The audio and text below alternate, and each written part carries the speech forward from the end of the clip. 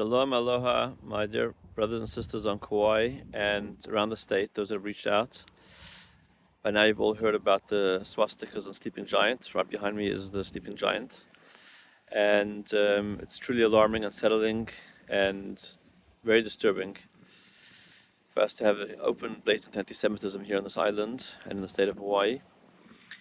Frankly, I'm not surprised, because when you have every single week people with anti-Semitic signs on the highway screaming against Israel, this is kind of like a natural result and consequence. So also, if you see online some of the things that are happening on social media today and people being radicalized, it's not something that's total by surprise, but it is definitely disturbing. And I want to thank all of those that have reached out to law enforcement, alerted the DLNR.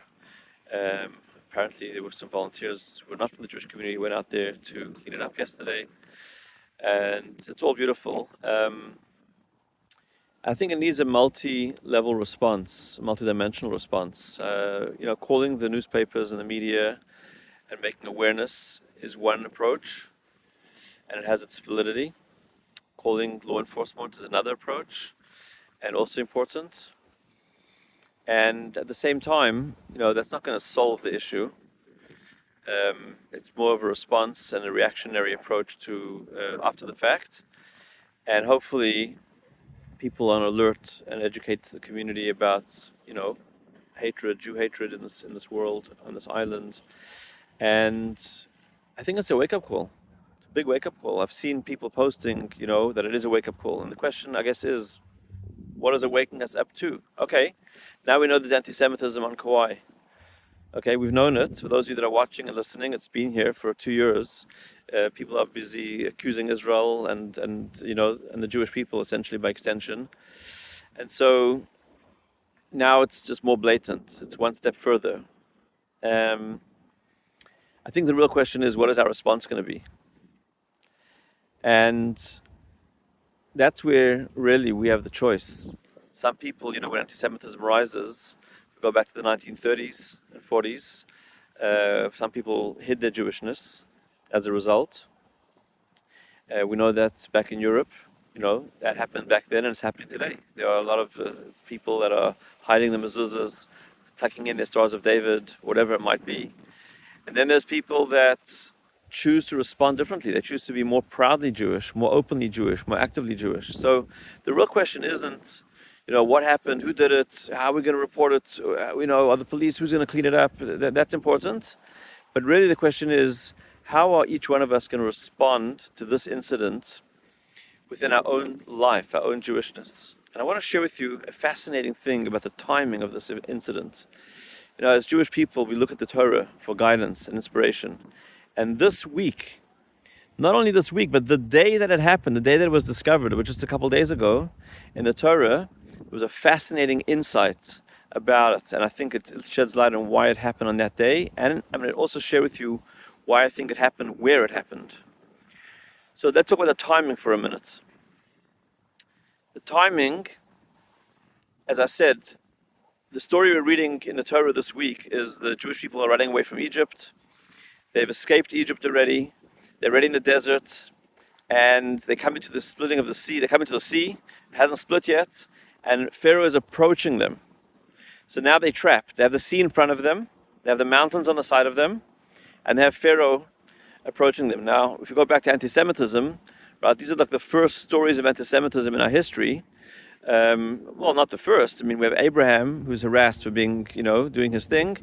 But as a nation, leaving Egypt, this is one of the first documented stories in our Torah, in our history, of a sort of a national anti-Semitic event. Obviously there was the slavery in Egypt, but now the Jews are free, and the Egyptians are chasing them. And it says, "Uparoi hikriv," and Pharaoh neared.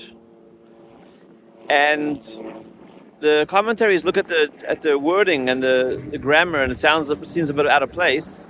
And the Medrash says, what does it mean, hikriv? It doesn't mean he neared, it means he made near. He made others go near. What does it mean? And the commentaries teach us that hikriv liban shel Yisrael avien shebashamayim. He made the Jewish people get closer to their Father in heaven.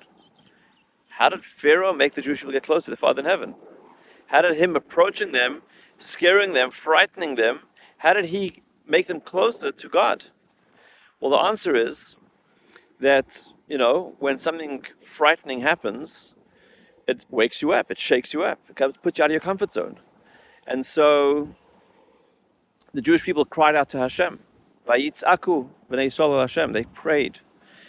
And Moses tells them, it's not even the time for prayer now. Now the time to march forward to get our mission statement. March forward to the mountain where we're going to encounter Hashem, Mount Sinai, where we're going to get the Torah and get our marching orders, our mission statement. And so even prayer at that time wasn't appropriate. What the appropriate response then was to keep marching forward. And that's when the sea split and the miracles happened.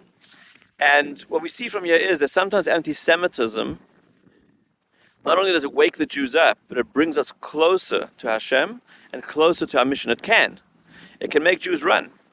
And I want to tell you something. After October 7th, I met Jews on Kauai that I didn't meet in 15, 20 years. Jews that lived on Kauai that were avoiding me like the plague.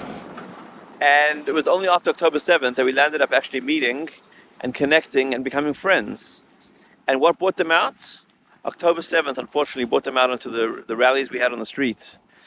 And there was another guy, I'm not going to mention names obviously, who had anti-Semitism at his workplace. And because of that anti-Semitism at his workplace, he landed up reaching out to me, and we got together and we shared stories about the Jewish people and our purpose and our destiny and who we are and what is our mission.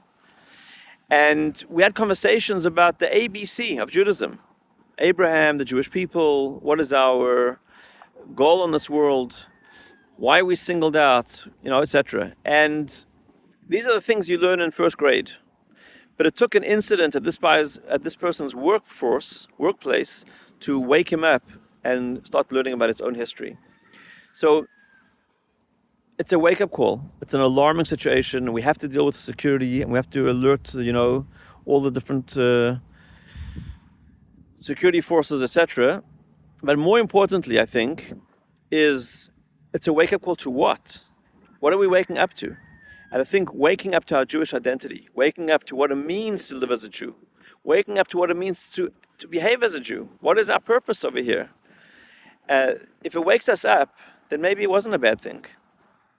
I'm not saying anti-Semitism is good. I'm not saying we want it. But I am saying that if it serves a purpose of bringing more light into the world, and it can serve a purpose of turning the darkness into light, and we can increase, then we can transform that into an impetus, into a cataclysmic moment where it wakes us up to our purpose, our identity as Jews. And hopefully it doesn't make Jews hide, but come out more, identify more, study more about what it means to be Jewish, act more, do another mitzvah, take on another Jewish observance, put on a mezuzah, get some Jewish books in your home, whatever it might be. And that's why I think the sleeping giant is the place where it happened, because on some level we all have a giant inside of us that's asleep, fast asleep, myself included. And it's time for us to wake up. And that can take many different meanings to many different people. But the sleeping giant is where it happened. And hopefully this is an awakening of the giant within, an awakening of us, the neshama, the soul, the Jewish soul that's dormant, that's sleeping inside of us, to wake up and activate the soul within ourselves. And we're gonna start a campaign to give every Jewish person on Kauai a mezuzah for their home, a door on their doorpost to identify Jewish, to bless the home, to bring Jewish protection and security to the home, and a Jewish book for their home. So if you want to partner with us in sponsoring this project, let us know. But let us use this moment as a wake-up call, not just the fact, there's anti-Semitism on Kauai, and then what? But to bring light to Kauai in an unprecedented way, and let this fool, this idiot, this anti-Semite, and his stupid act serve as a change, a paradigm shift for us to come out with our Jewishness, not just publicly, but even personally, to learn more about what it means to be Jewish, to behave more Jewishly, to be more proudly Jewish, and then It'll all be a blessing in disguise. Shalom.